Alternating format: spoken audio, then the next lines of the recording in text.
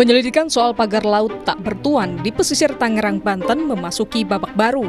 Pemerintah melalui Kementerian Kelautan dan Perikanan (KKP) dan Kementerian Agraria dan Tata Ruang, Badan Pertanahan Nasional (ATR BPN) tengah berkoordinasi untuk menyelidiki potensi pelanggaran administrasi maupun pidana.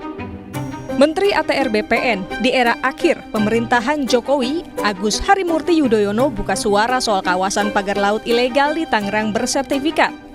AHY bilang, sertifikat HGB diterbitkan tahun 2023 dan tidak mengetahui soal pembangunan pagar laut. Yang HGB itu kan 2023, dan sekali lagi karena itu sudah keluar, saya masukkan 2024. Tentu tidak semuanya kan kita review, kecuali ada pelaporan. Ada keterkaitan dari pemilik HGB ini, ternyata dia satu grup sama Aguan Group, itu benar atau enggak? Ya, nanti kita tunggu hasilnya ya, kita tunggu hasilnya. Saya juga akan ikuti terus apa yang sedang dilakukan oleh teman-teman di ATR BPN.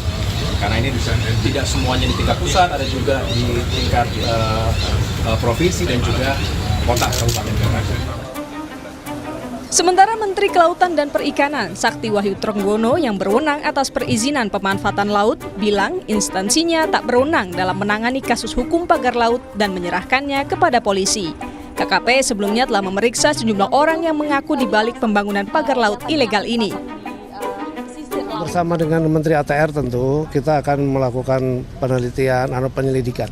Ya. Karena ada dua orang yang mengaku ya dari kelompok nelayan Pantura yang sudah disidik, tapi kan belum memenuhi unsur gitu loh. Proses hukum karena kewenangan kita di administratif ya. Nanti kalau hukum itu adanya di kepolisian. Oke, nah, ya gitu. Beda ya. Agak beda. Administratif denda. Administratif itu di kita. Kalau yang misalnya kaitannya dengan soal pidana atau hukum yang lain sesuai dengan pasal 49B Undang-Undang Cipta Kerja nanti ke Kapolri. Oke, Pak, penjelasannya.